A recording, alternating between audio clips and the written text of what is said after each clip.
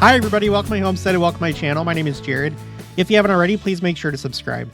I was checking X today. I'm recording this on the 6th, and I saw this post from the Associated Press. It says, Washington, D.C. received heavy snow as President-elect Donald Trump's victory was certified.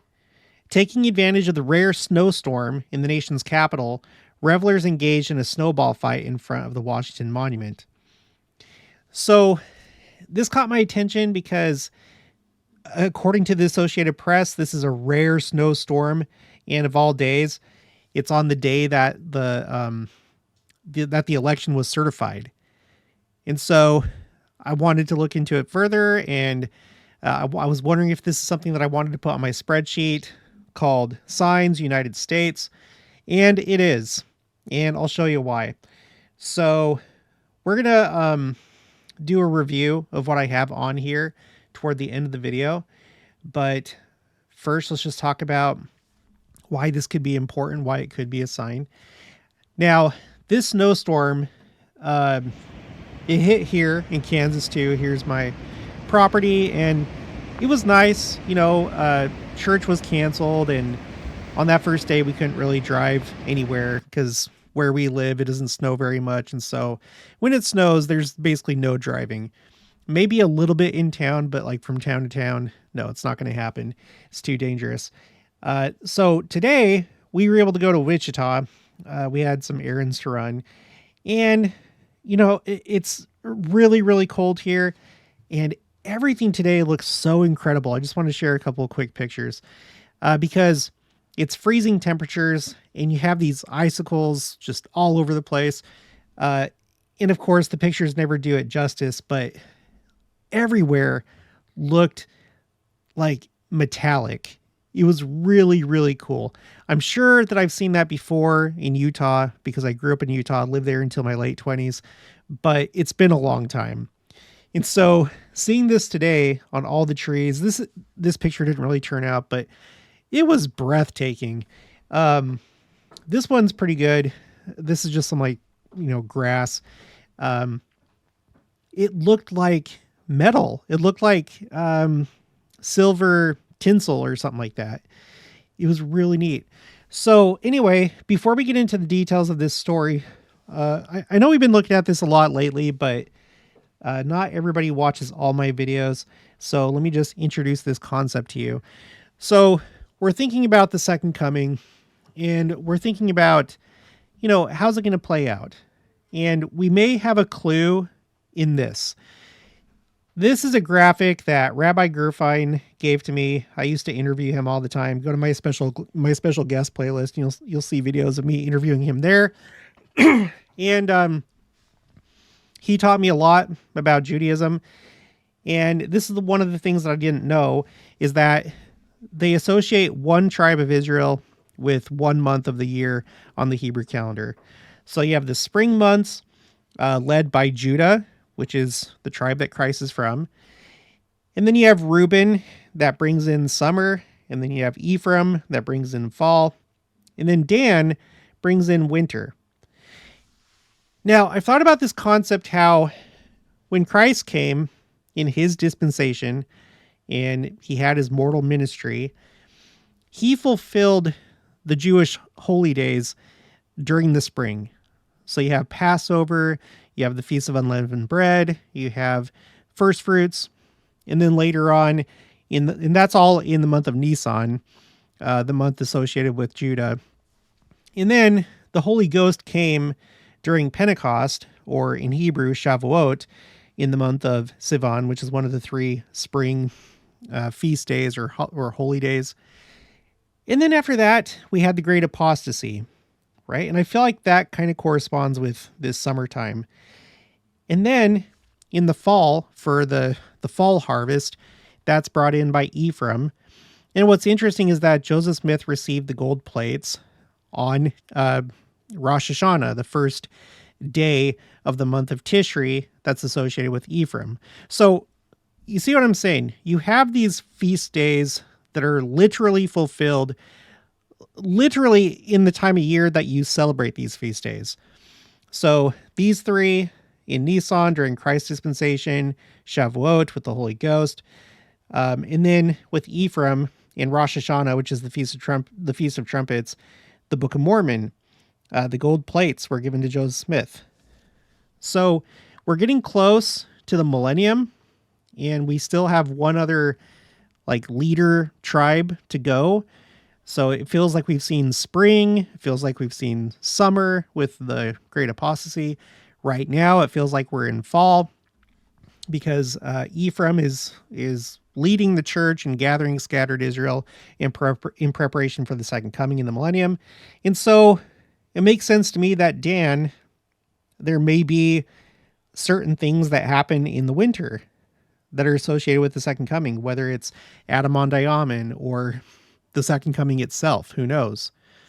Okay, so this is where we're at right now. I have winter on the mind, and I'm thinking about Dan, and it just so happens that this year, the first month of Dan, which is Tevet, coincides with the first day of January. So those two are like lined up this year. That's not always the case. Okay, so it's just kind of interesting. We have this event that we're about to talk about that's happening during this month, the month of Dan, in this year. And yeah, so today is the 6th of January, as well as the 6th of Tevet. Okay, so let me show you a couple interesting things here. Okay, this is Associated Press. I just wanted to verify and get a good reference for my spreadsheet. Washington, D.C. received heavy snow as President-elect Donald Trump's victory was certified. Taking advantage of the rare snowstorm in the nation's capital, revelers engaged in a snowball fight in front of the Washington Monument as flags flew at half-staff in memory of former President Jimmy Carter. So that's kind of interesting too, that's going on at the same time. If you don't know what I'm talking about with Jimmy Carter, if you're new, just go back a few videos and I explained the potential significance of Jimmy Carter. But just so you have an idea, him and President Nelson were born within a month of each other. And President Jimmy Carter is the longest living, or at this point, he was the longest living U.S. president, and President Nelson is the longest living president of the church. So anyway, so we have the flags at half-staff for Jimmy Carter, a rare snowstorm on the day that the election is being certified. Okay, and then we're going to hop over to Forbes. Massive winter storm moves east. DC faces rare snow emergency after record snowfall in Midwest. So it wasn't just a rare snowstorm, but Forbes is saying also a rare snow emergency. Federal offices in Washington, D.C. are closed Monday as the nation's capital braces to be the latest major city hit by a major winter storm that has canceled more than 3,000 flights in recent days, broken snow records, and killed at least 3 people. And then it has like a bullet point list of key facts. The second one is winter storm warnings cover much of the Midwest and East Coast, and states of emergency have been declared in 6 states, plus a snow emergency in Washington, D.C. Okay, so a rare storm, a rare snow emergency. You'll have to let me know. I've never been to Washington, D.C. I don't know anybody from there. Does it not snow there very much? Is it like Kansas where maybe it snows like once a year or a couple times a year, but it doesn't last very long? Like, why is this rare? I wasn't able to get to the bottom of that in any of these articles. Why is that rare in Washington, D.C.? Okay, but moving on. So now we're looking at USA Today. Washington. Congress certified Donald Trump's 2024 election victory on Monday in a civil proceeding 4 years after the president-elect's supporters rioted and attacked the Capitol building in a deadly insurrection. Okay, really quick. Hopefully you know that my channel is not really a political channel. Sometimes we talk about some political topics, but it's usually in the context, in the lens of the last days, the second coming. So I don't care to get into the debate. Either way, just like other things, just like all the violence in 2020, hopefully, no matter what side you're on, you don't view that as a good event, that you had these people storm the Capitol building. It wasn't good. It doesn't matter how righteous the cause or the justification. That behavior is not okay. I can understand how they felt. You know, I've voted for Trump, but I would never do that. So it's not good. Okay. And that's one of the events that I have on this spreadsheet that we're about to go over in just a minute. It's actually the first one. Okay. Vice President Kamala Harris presided over the counting of the electoral votes in the House chambers, leading the certification of the election she lost to Trump. And by the way, I was reading up on that, and she's not the only one that's had to do that, who like was running for president, and then that person themselves they like certify their loss. But anyway, with the nation's capital, with the nation's capital carpeted in snow, and the Capitol grounds ringed in security fencing, Trump was certified the 2024 winner without a single objection. More on that in just a minute. In a 40-minute ceremony, each state's votes were tallied and lawmakers cheered for their delegations. And then there's this section. Democratic caucus stays unusually quiet with 0 objections. January 6, 2025 marked the first time that not a single congressional Democrat objected to certifying a Republican president-elect since 1988. That's a long time. That's like the majority of my life. Democrats objected 11 times in 2017 when lawmakers were gathered to certify Trump's first presidential win, and 31 House Democrats in 2005 opposed certifying former President George W. Bush's re-election victory in Ohio, citing voting issues in the state. So, you know, there weren't any official objections. There were, you know, things like this going on. The Democrats remembering January 6th of 2021. And, you know, you have all these articles that are casting Trump in a bad light and everything that happened on that day. But for the most part, it was peaceful. And then you have this piece where there was this snowball fight. So this is an annual event. Let me just read this. The Great Meridian Snowball Fight. Dozens in DC take part in snow day tradition. The first snowfall, so I guess that's what initiates this tradition every year. The first snowfall of 2025 brings in another beloved DC tradition, the annual group snowball fight. Dubbed the Great Meridian Chill Battle of 2025, the snowball fight is taking place at Meridian Hill Park on Monday. According to the event organizers, the DC Snowball Fight Association, that sounds pretty serious. The event marks the 15th anniversary of the organization, quote unquote, snowballizing the masses.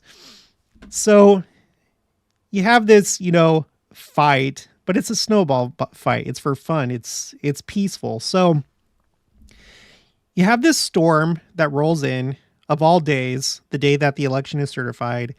But aside from that, it's peaceful. And, you know, I don't know how to interpret signs. I don't even know if these are signs, but it makes me think potentially of the millennium. It's going to be a time of peace. There aren't going to be any objections when Christ comes. The wicked are going to be destroyed. Well, at least I don't think there's going to be any objections. I don't know. But every knee will bow and every tongue confess. And I don't know. Maybe this is a good sign. I don't know. I hope that it is.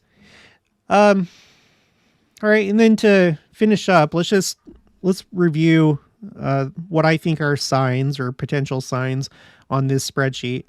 You can access my spreadsheets anytime. The link is in the description box of each video. So the first one that I have on here, and it's because I started my channel in 2021, was the January 6, 2021 Capitol riot. So anything like this that's not good for the nation, doesn't matter what side you're on, it's not good. And it could be a sign that things are kind of falling apart, or there's even tougher times ahead. People are becoming more radicalized. Who knows?